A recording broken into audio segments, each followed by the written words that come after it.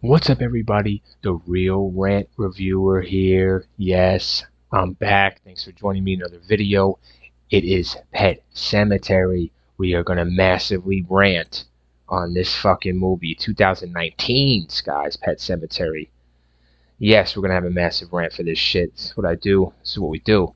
So, guys, Pet Sematary, basically, let's see, Wikipedia here classifies it as a remake of the 1989 film. Now, I'm not gonna compare it to the 1989 film, even though it is a remake. No, no, no. Just gonna try to judge it on its own. Spoilers ahead, guys. You know my videos. I do my freestyle, my thoughts, and then I freestyle the plot. We wrap this shit up on this massive movie rant. Yeah. So, yo.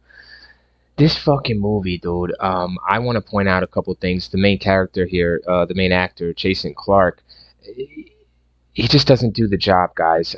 He just doesn't do the job for me. I just don't. His emotion isn't really there. He's that kind of actor, you know. Just emotion's not there. Things like that. Um, yeah, and I don't mind them switching up the story. I don't mind them. I like that. I like how they did the little girl dying and coming back, and how she lives and doesn't know she's dead and is questioning things like that, and how he wants her to live normally.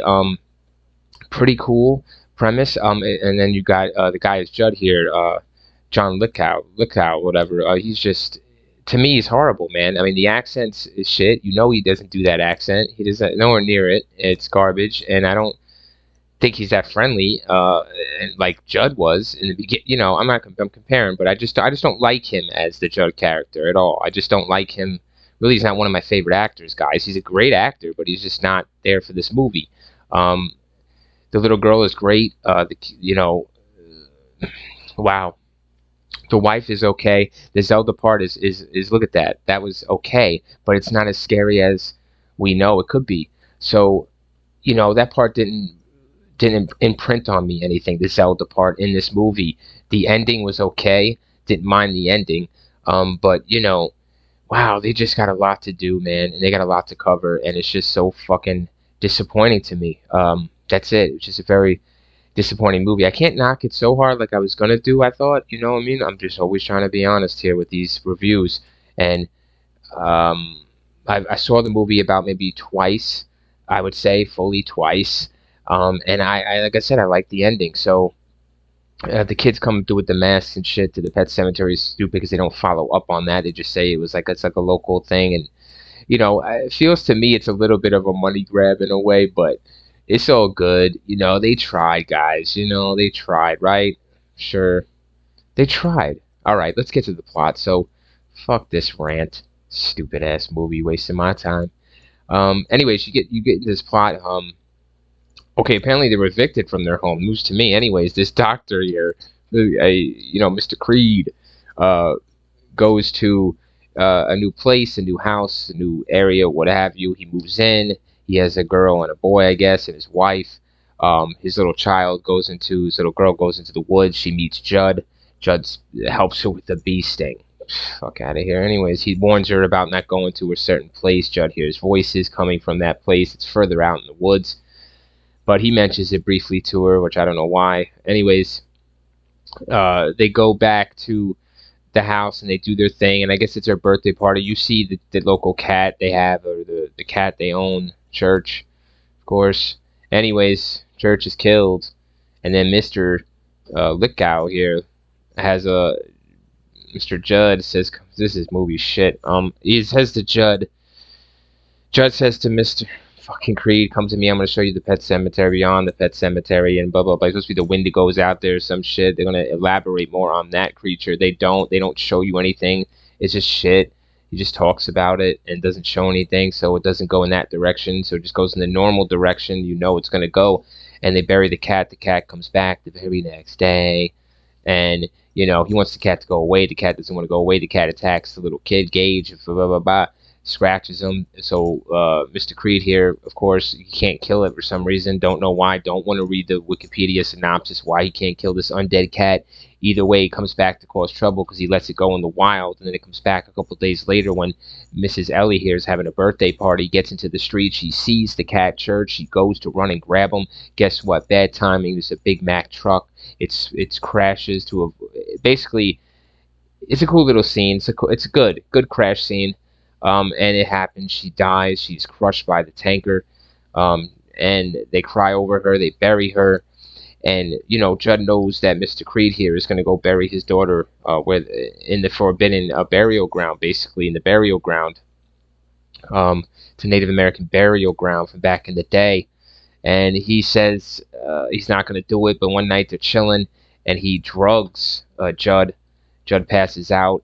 This is where Mr. Creed acts, and he takes um, a shovel. He takes equipment. And he goes to dig up his daughter. I believe this is what happens, guys. Don't hold me to this. He digs up his daughter. He buries her into the burial ground. She comes back either the same night, and she's different.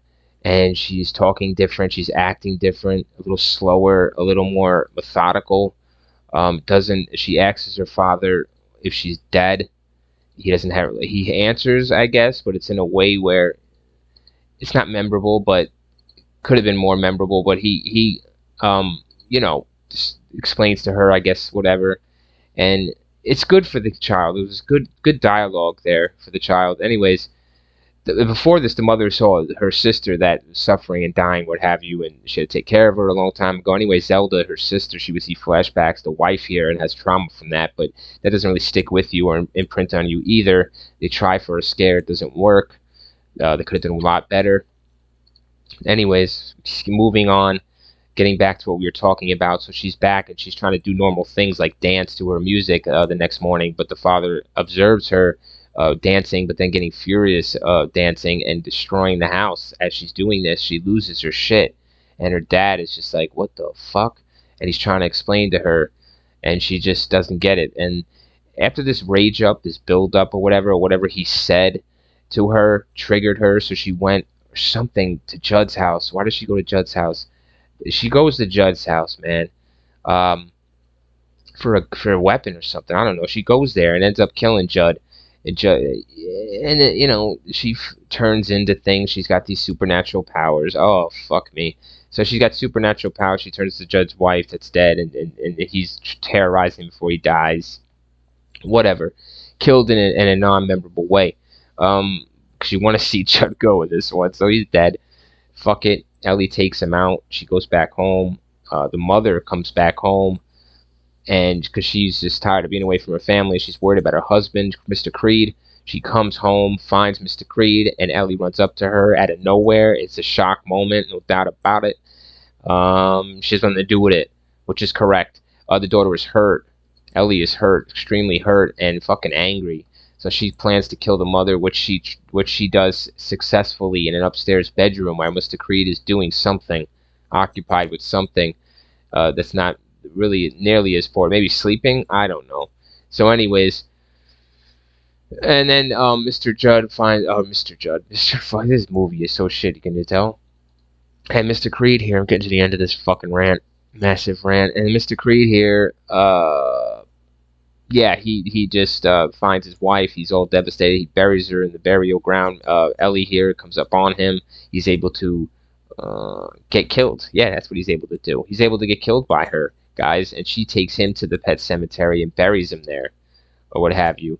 I believe that's how it goes, because I don't think she takes them both, does she? Stabs Rachel. Blah, blah, blah. Anyways, the kid's locked in the car because the father, Mr. Creed, did that. He locked Gage in the car, his last surviving child.